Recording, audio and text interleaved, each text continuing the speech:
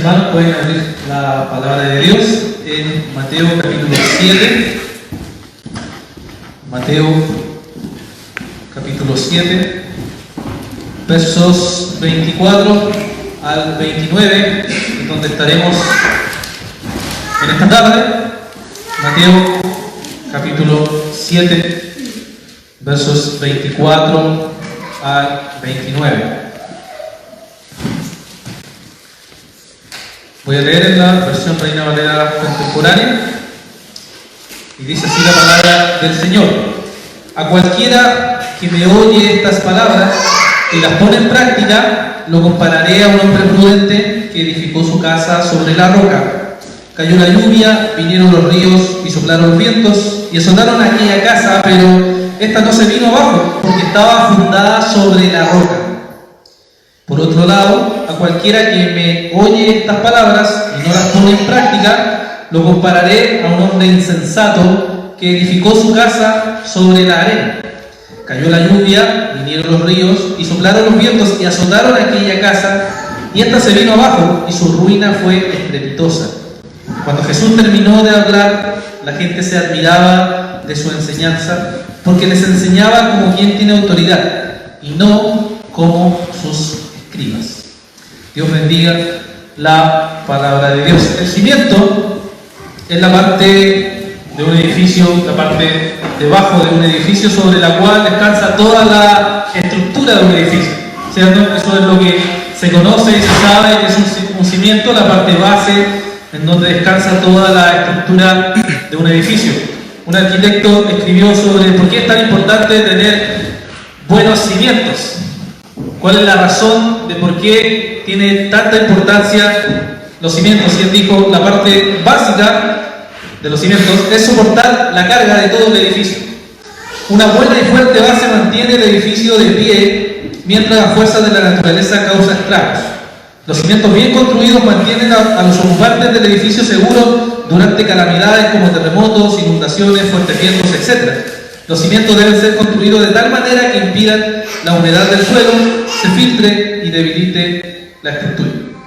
¿Cierto? Esto lo dice un arquitecto que sabe bien de esos temas y está argumentando y mostrando de que realmente es muy importante tener una buena base, un buen cimiento sobre la cual se sustente toda la estructura o un edificio. Conocemos historias en la humanidad de cómo se han caído grandes torres o grandes edificios por causa de tener un cimiento muy débil, o sin saberlo, sin haber estudiado quizá el lugar, se cae toda la estructura debido a que el suelo donde estaba sostenido parecía firme. Tenía apariencia de estar sustentado sobre algo muy fuerte, pero realmente no era así. ¿Y qué pasa? Se derrumba.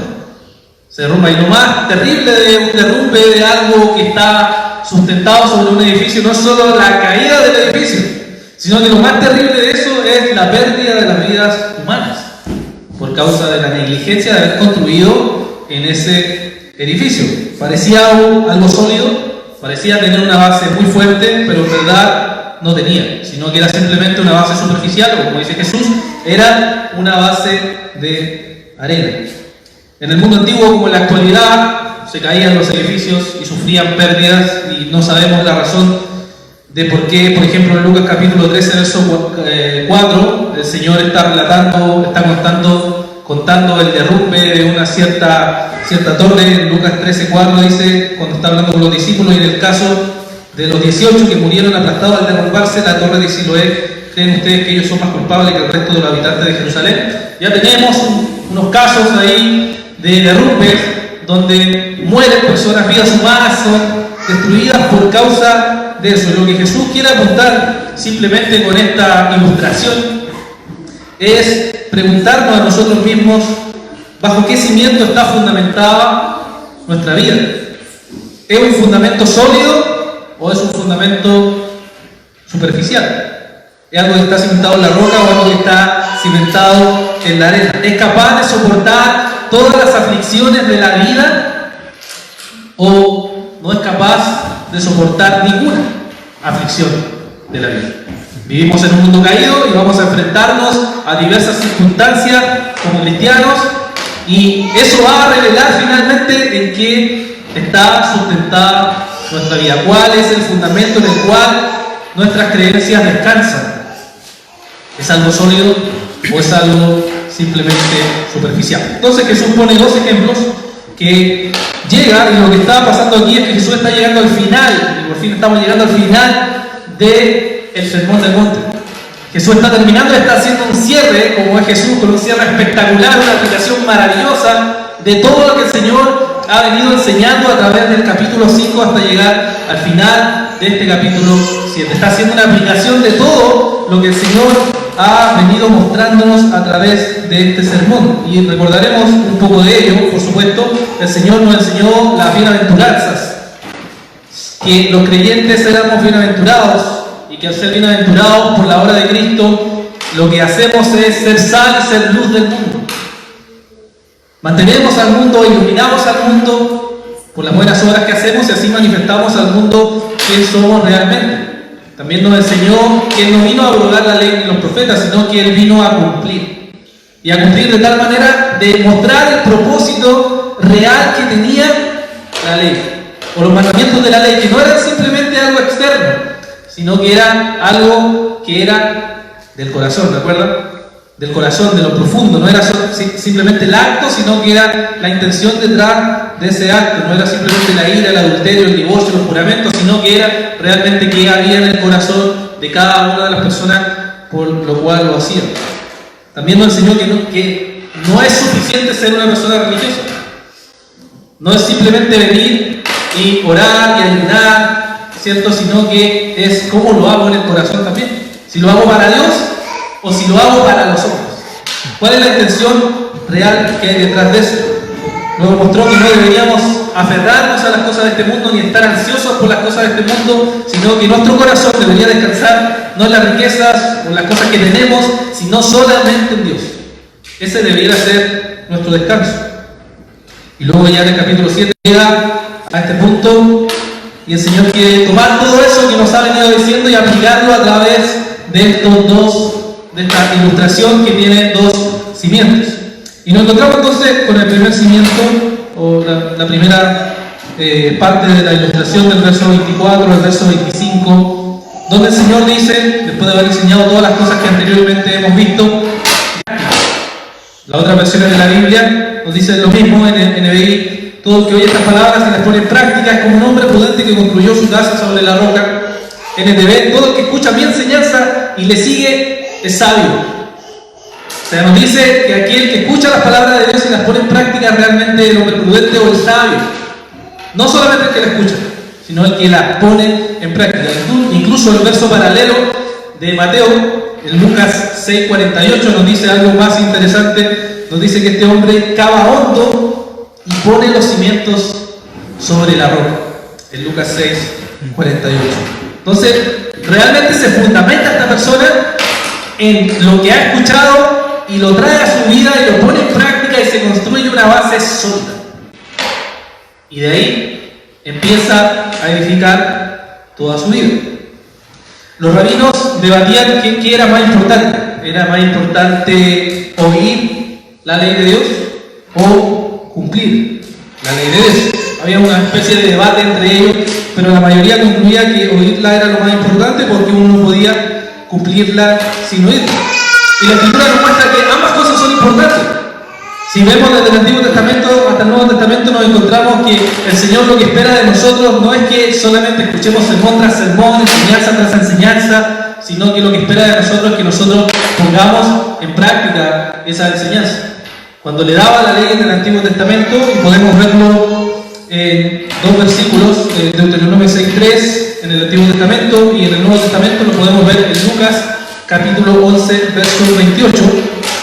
Si quieren seguirme, aquí podremos ir a Deuteronomio capítulo 6, verso 3, donde está un famoso versículo que los judíos hasta el día de hoy lo tienen como una base dentro de sus creencias.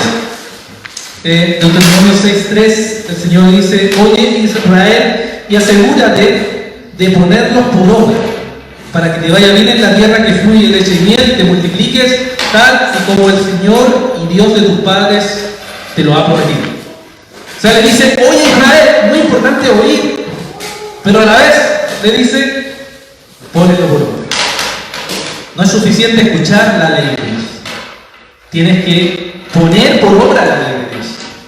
Y eso es lo que nos muestra aquí la palabra del Señor, y eso lo va a repetir constantemente. Uno puede revisar los pactos que hay en el Antiguo Testamento y se va a encontrar constantemente al Señor diciendo: oigan la ley de Dios, pero cúmplanla, obedézcanla, pónganla por obra, que es lo que el Señor le dice. Y en Lucas 11:28 pasa alguien por ahí y le dice al Señor: benditos son los pechos que te dieron de amamantar. Y el Señor responde en Lucas 11:28, Jesús respondió: más bien, dichosos los que escuchan la palabra de Dios y la obedecen. Eso es mucho más dichoso para el Señor. ¿Ah? Querían como tirarle un piropo, digamos, al Señor de donde venía su descendencia, pero el Señor dice: no es tan importante eso, más importante es aquellos que obedecen la palabra de Dios, escuchan y obedecen la palabra de Dios. Por tanto, lo que tenemos aquí del hombre sabio, el hombre sensato, es un hombre que practica la palabra de Dios de forma cotidiana. Para el hombre sensato no es suficiente saber de la Biblia, sino que él quiere practicar todo lo que la Biblia enseña. Para el hombre sensato no es suficiente escuchar sermones, sino lo que él quiere es vivir esos sermones. No es suficiente hablar de lo maravilloso que otros hombres a través de la historia de la iglesia oraron, sino que él quiere experimentar, estar en la presencia de Dios, orando y conociendo a Dios. No es suficiente hablar del Evangelio entre nosotros, sino que él quiere predicarle a otras personas del Evangelio y que conozcan a ese Dios vivo y verdadero.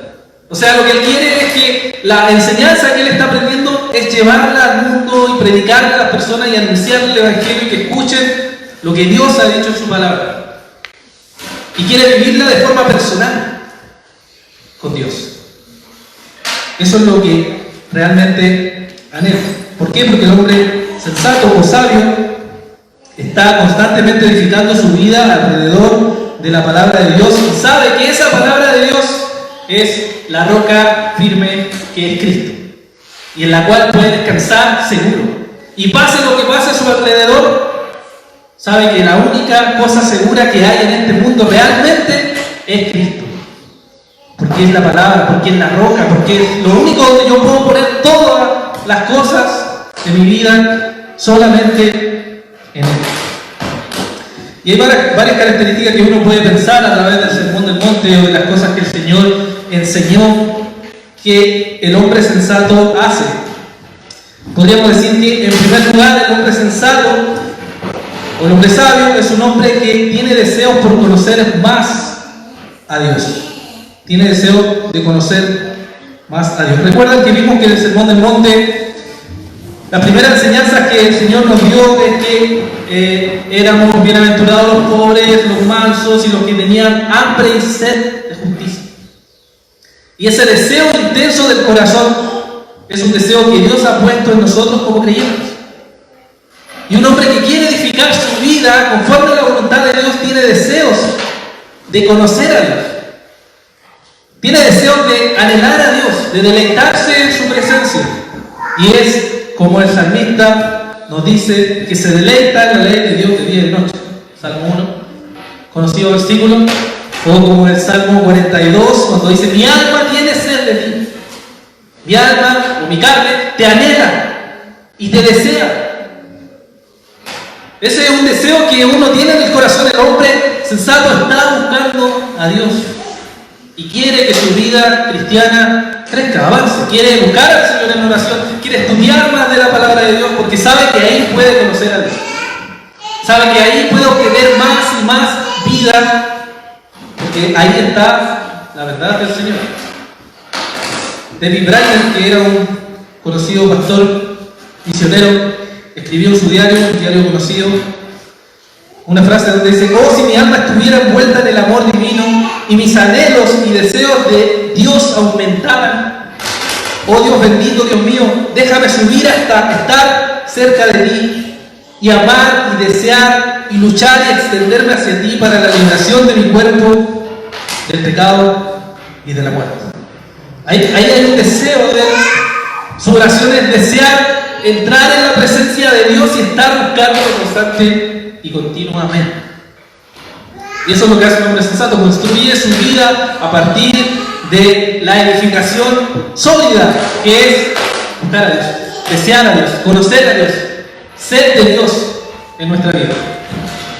Si no hay esa sed de Dios en nuestra vida, o si quizás con los años la hemos perdido, la pregunta es ¿por qué? ¿Por qué hemos perdido ese deseo o ese anhelo ardiente por buscar la palabra de Dios?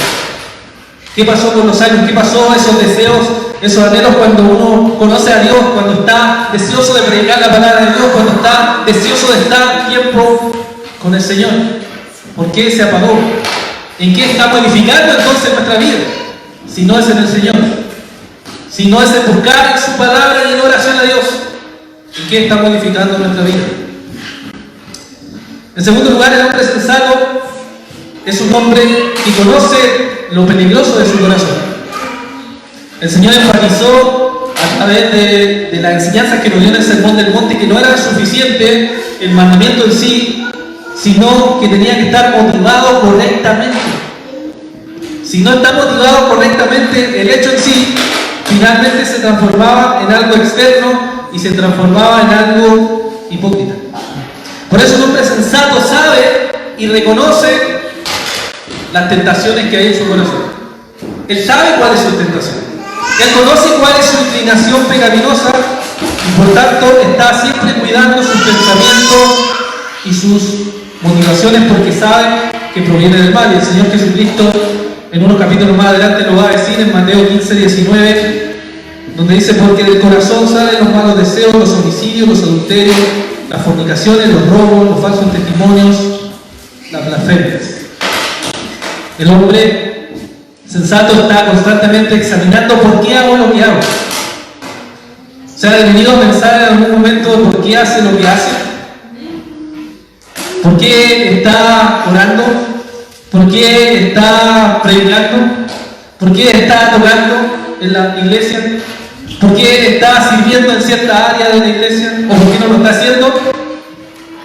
¿O por qué hace lo que hace con sus amigos, con sus hermanos, con su marido? ¿Por qué hace lo que hace? ¿Alguna vez se ha detenido a pensar en eso? Eso revela finalmente las motivaciones que hay detrás. ¿Qué hay detrás del hecho en sí? El Señor nos mostró a través de la enseñanza del Sermón del Monte que teníamos que examinar nuestro corazón, porque nuestro corazón tiende a ser engañoso, tiende a engañarnos, e incluso en las cosas que parecen muy piadosas, que es ayudar a los demás o que es hacer algo incluso para el servicio del Señor, puede haber en nuestro corazón pecado, puede haber pecado. Entonces el hombre sensato se encarga de analizar o de estar analizando lo que hay en su corazón. En tercer lugar, el hombre sensato practica su fe. Es algo que nos dice muy claramente aquel que oye las palabras de Dios y las pone en práctica. Jesús nos enseñó a que tenemos que vivir nuestra fe en diversos contextos que no van a ser amistosos, que no ha estado en un trabajo donde tiene compañeros o compañeras que son difíciles. Y entonces uno piensa: pucha, Señor, ¿cómo te puedo servir? Y la verdad es que estando en este lugar y en ese contexto, ya estás sirviendo a Dios. Solo que la situación tú quieres no aceptarla. Quiere decir: no, esto no es para mí. Pero en verdad Dios pone esas situaciones para que nosotros desarrollemos nuestro amor al prójimo. Al prójimo al cual nos cuesta amar, nos cuesta aceptar, nos cuesta estar al lado de él. Pero es parte del plan del Señor para que nosotros estemos constantemente creciendo en amar al prójimo y, como el Señor nos enseñó también, amar a nuestros enemigos. Ama a tu enemigo, el Señor nos mostró. Y tenemos, por supuesto, varios mandatos de la Escritura donde nos muestra que el desarrollo de nuestra fe se da generalmente a través de la comunión o de la relación con nuestros hermanos. ¿Cómo vamos a amar si no nos relacionamos con gente que es difícil de amar? ¿Cómo vamos a crecer en paciencia si no tenemos una esposa o un esposo en el cual tenemos que soportar? ¿No? Vamos a crecer porque la gracia de Dios va a obrar en esos contextos. Y eso va a hacernos crecer. Eso va a hacer que nosotros tengamos más paciencia en la gracia de Dios. Y eso es bueno.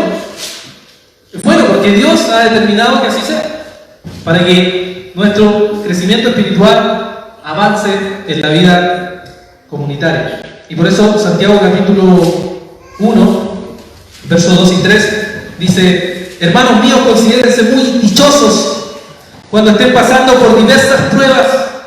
Bien saben que cuando su fe es puesta a prueba, produce paciencia. Fíjense lo que nos dice, ¿cierto? Que nos consideremos dichosos. Por la prueba, estemos dichosos. No quejándonos, sino dichosos en el Señor, porque Él ha establecido que así sea.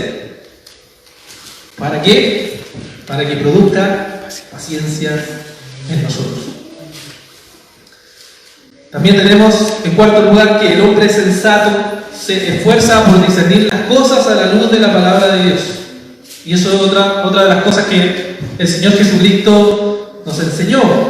Un hombre sensato es un hombre que al estar buscando a Dios, al estar viviendo la palabra de Dios, va adquiriendo con los años más y más discernimiento para poder discernir, para poder diferenciar lo falso de lo verdadero.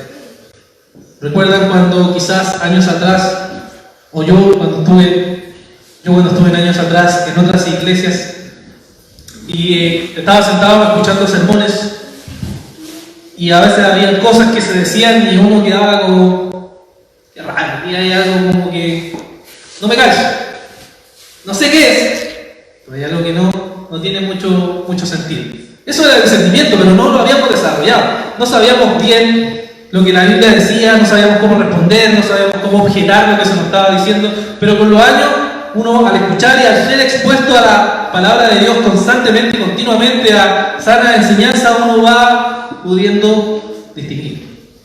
Va aprendiendo y va creciendo para poder distinguir. Y eso es lo que la Biblia nos llama a hacer incluso.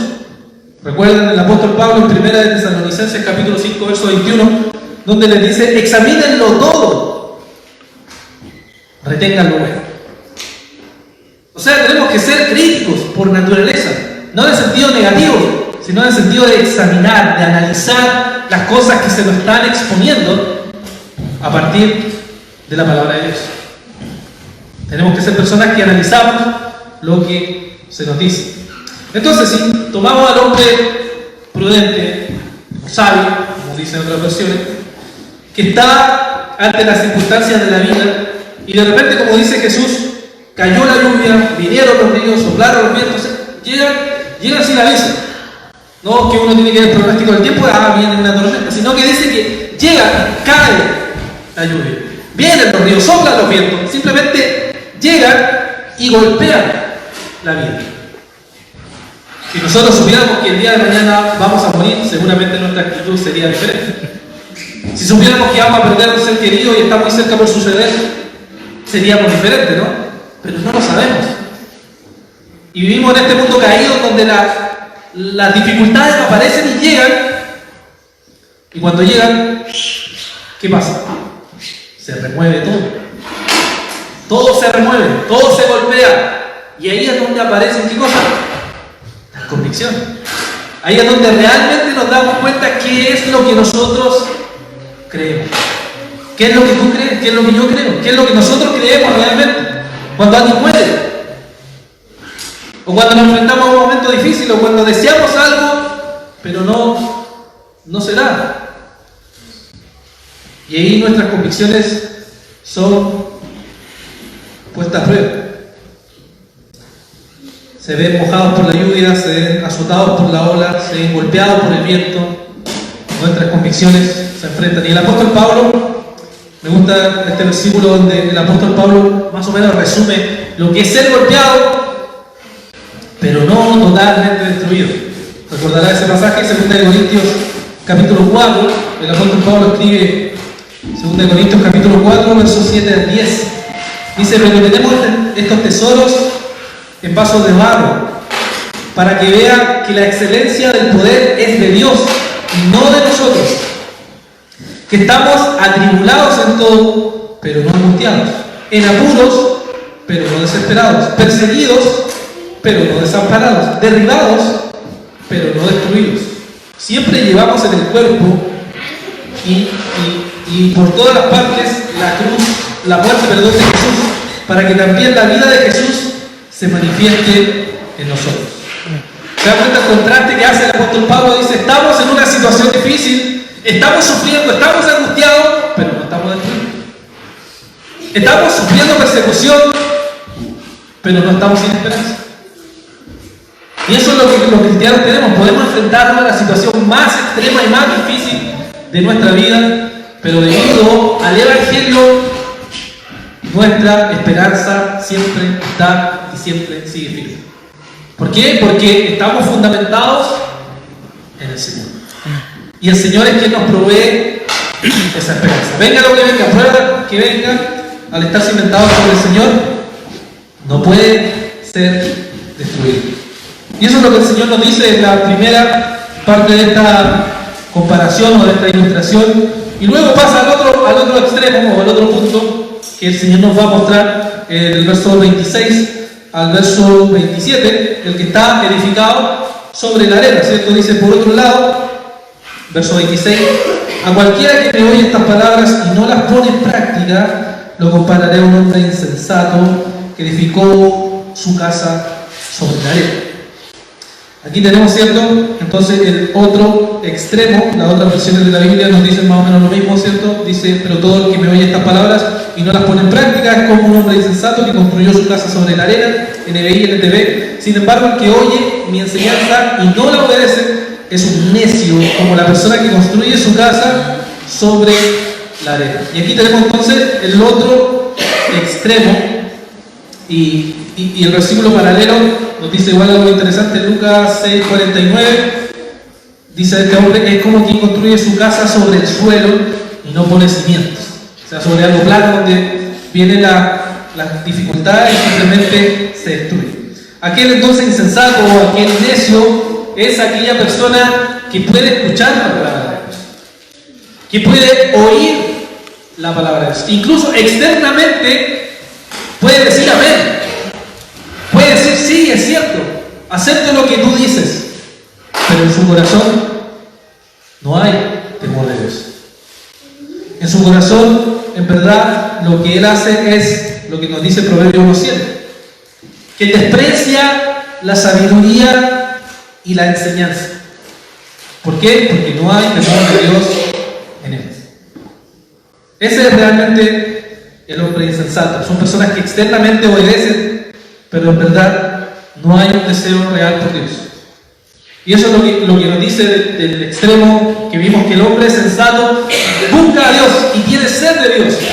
El hombre insensato no busca realmente a Dios, ni tiene realmente deseos de conocer a Dios. No hay realmente esos deseos de conocer a Dios. ¿Cómo sabemos que hay un ejemplo así? Fácil, ¿no? El Señor está hablando a ¿quién? Fariseos. Los fariseos eran personas que hablaban de Dios, que citaban la ley de Dios, que interpretaban la ley de Dios, que conocían la ley de Dios, que enseñaban la ley de Dios, pero buscaban a Dios realmente. Tenían sed por Dios, tenían deseos y anhelos en su corazón de conocer profundamente a Dios. Para nada. Incluso se jactaban de las cosas que ellos hacían. Y Jesús por eso dijo en el capítulo 23 de Mateo, en el verso 3, así que ustedes deben obedecer y hacer todo lo que ellos les digan, pero no sigan su ejemplo, porque dicen una cosa y hacen otra. El hombre insensato o necio lo que hace es hablar de la Biblia, hablar de la oración, hablar de teología, hablar del Evangelio, hablar de la iglesia, pero en realidad su corazón está lejos de todas esas cosas. Simplemente es una apariencia externa, pero no tiene un deseo realmente de eso. Somos capaces de hablar de Dios sin ninguna admiración.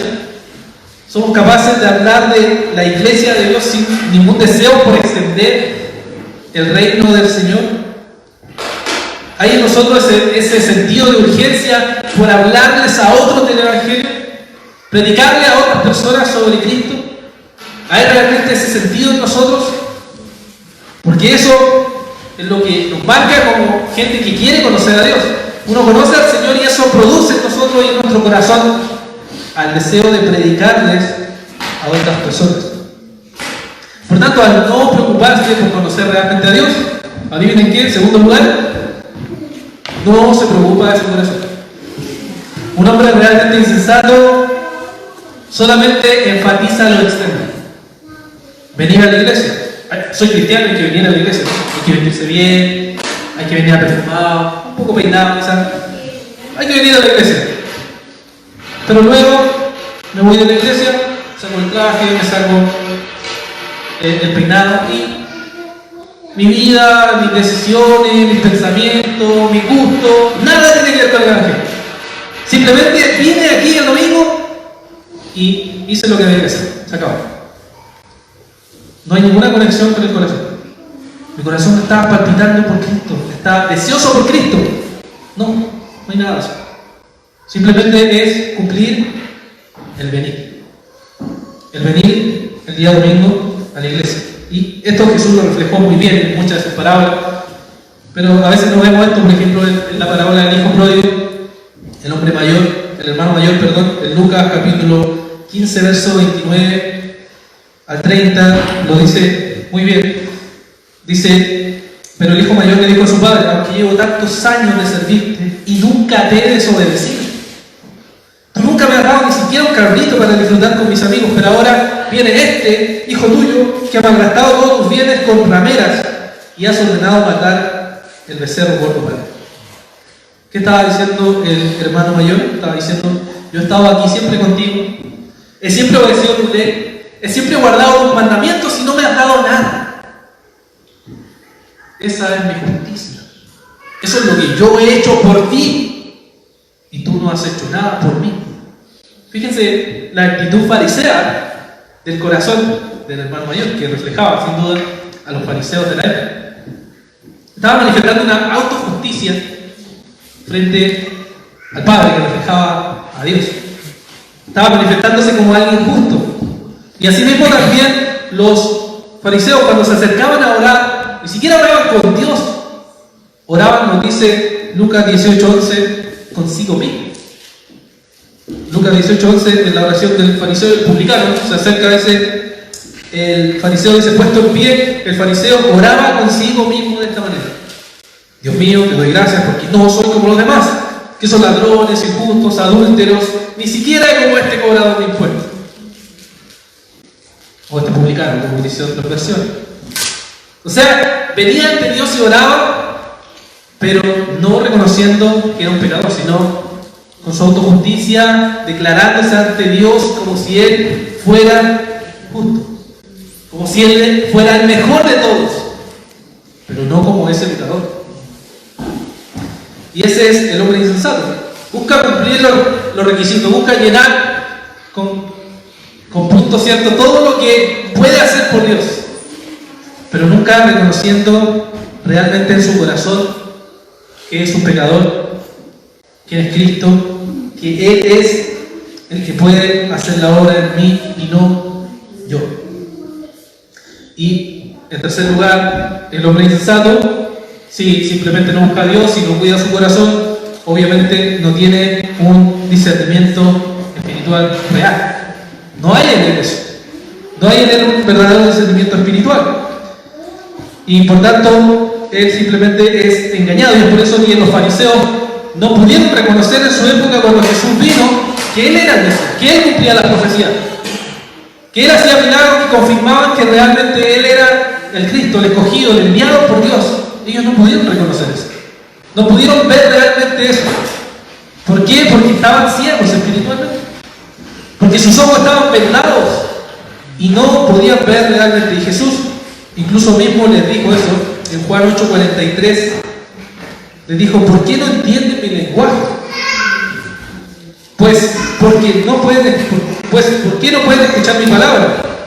Y luego les dice, ustedes son de su padre el diablo, y los deseos de su padre el diablo es los deseos que quieren hacer. Ustedes no me conocen realmente, ustedes no conocen realmente a Dios. Porque si conocieran a Dios, ustedes podrían discernir espiritualmente. Cuando alguien conoce a Dios, puede, por supuesto, tener una vida espiritual baja, cuando recién conoce a Dios, no puede discernir con claridad, pero puede discernir algo porque está el Espíritu Santo en él. Y el Señor va obrando de tal forma que uno puede distinguir. O ha conocido quizá a ese tipo de personas que cada cierto tiempo va cambiando de creencia, o cada cierto tiempo va saltando de uno a otro lado sin ningún problema. Y es como dice Pablo, van por todo viento de doctrina, son guiados por todo viento de doctrina porque no tienen ese discernimiento espiritual. O esas personas con las cuales uno habla y tiene una mezcla de cosas que uno queda, ¿qué querrá decir? ¿Por qué? Porque no tienen un entendimiento ni un fundamento claro y simplemente son personas que no han sido transformadas por el Evangelio de Dios. No han sido transformados en sus corazones. ¿Y qué pasa entonces con ese tipo de personas? ¿Qué pasa cuando dice Jesús que cae la lluvia, que vienen los ríos? O sea, que aparece el desastre sobre sus vidas. ¿Qué es lo que sucede? Se destruyen. Se alejan del Evangelio. Simplemente no siguen lo que Dios dice en su palabra porque es solamente una emoción. Y Jesús lo mostró en la parábola del sembrador. Ahí en Mateo capítulo 13, verso 20 al 21, uno de los ejemplos de los corazones que el Señor pone es el que nos dice que cae la semilla entre las piedras. Dice Mateo 13, verso 20 al 21, el que oye la palabra es la semilla sembrada entre las piedras, que en ese momento la recibe con gozo, pero su gozo dura poco, por tener poca raíz. Al venir la aflicción o la persecución por causa de la palabra, se malogra. O sea, una persona que responde emocionalmente al Evangelio. Uno le habla sobre Cristo, sobre lo que hizo en la cruz, y la persona responde y dice, interesante, creo que me convenciste. Y después empieza a experimentar y dice, oh, realmente esto quizás, la verdad, este es el Evangelio, y realmente voy a empezar a ir a la iglesia, voy a empezar a participar, voy a empezar a estar aquí con los hermanos, y empieza a avanzar, y luego pasa el tiempo y llega un momento difícil. Llega una prueba. Llega un momento de aflicción y dice, ¿cómo Dios puede hacer esto conmigo? Yo no me merezco esto. Y finalmente se aleja. Se aleja del Evangelio. ¿Qué pasó con esa persona? Jamás puso realmente su esperanza en Cristo. Jamás realmente puso su esperanza en la roca que es el Señor. Sino que puso su descanso en cualquier cosa. Creyó que eso era el Evangelio, pero finalmente se alejó y fue alguien que fue destruido. Fue destruido por causa de la persecución o la aflicción que hay en este mundo. Por tanto, toda persona que no ponga su confianza en el Señor, su fundamento es muy superficial y va a ser destruido. En vano trabajan los que edifican.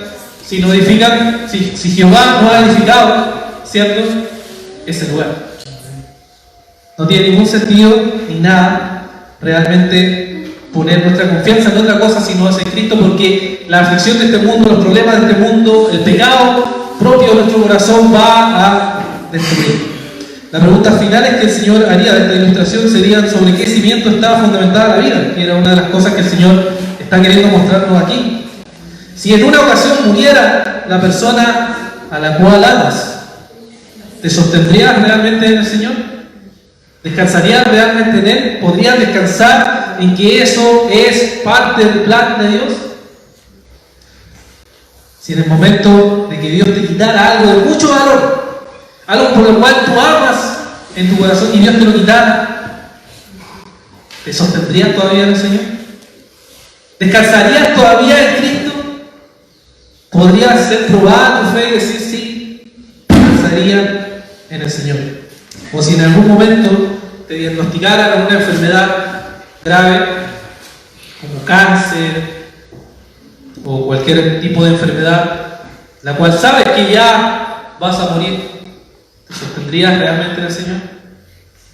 ¿Realmente tu fe estaría siendo probada ahí y demostraría que realmente es oro, que es quemado y que se mantiene como oro? Esas son preguntas que el Señor quiere que nosotros nos hagamos al leer esta ilustración que el Señor nos muestra. Y finalmente el Señor nos dice, el Evangelio de Mateo termina con estas palabras del verso 28 y 29, donde nos dice: cuando Jesús terminó de hablar, la gente se admiraba de su enseñanza, porque le enseñaba como quien tiene autoridad y no como los escribas. Dos cosas que a las personas les parecían fascinantes de Jesús: era su enseñanza y la autoridad con la cual enseñaba. Siempre me he imaginado cómo habrá sido escuchar a Jesús realmente enseñando este sermón del monte.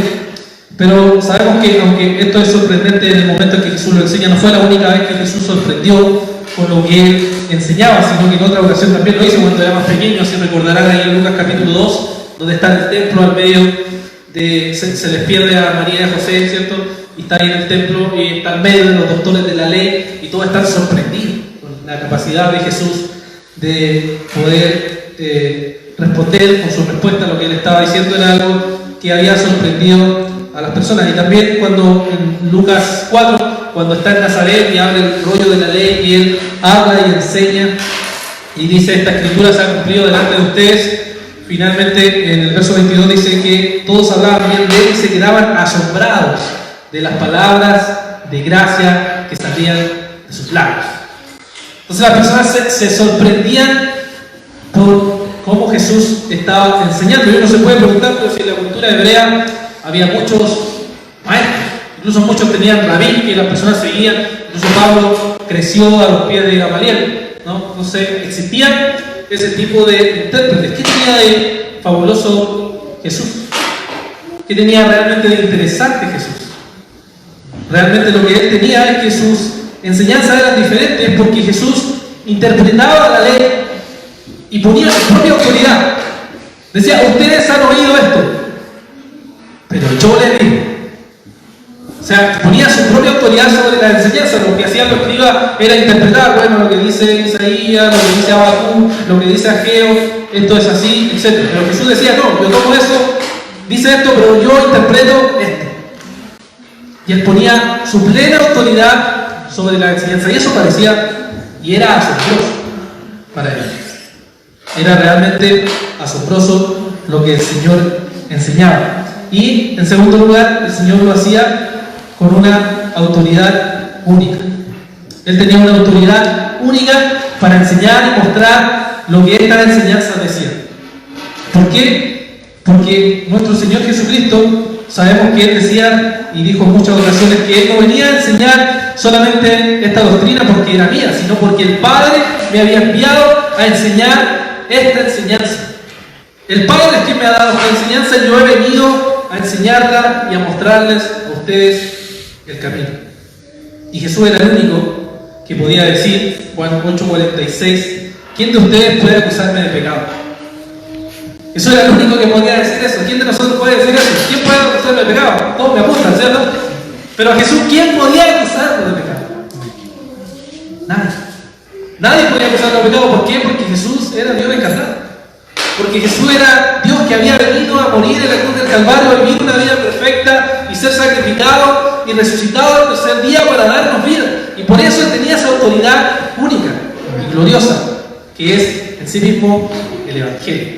Cristo es el Evangelio. Cristo es Dios encarnado, el cual nos ha venido a proveer de la salvación. Si nosotros confiamos en Él y no solamente oímos su enseñanza, como dice el Señor, sino que si nosotros realmente oímos y ponemos en práctica, ¿cómo ponemos en práctica? Creyendo en Cristo, arrepintiéndonos de nuestros pecados y confiando en Él hasta la muerte, entonces estamos manifestando que somos aquellos que construimos nuestra vida sobre la roca y no sobre la arena. Porque solamente Cristo es realmente esa roca.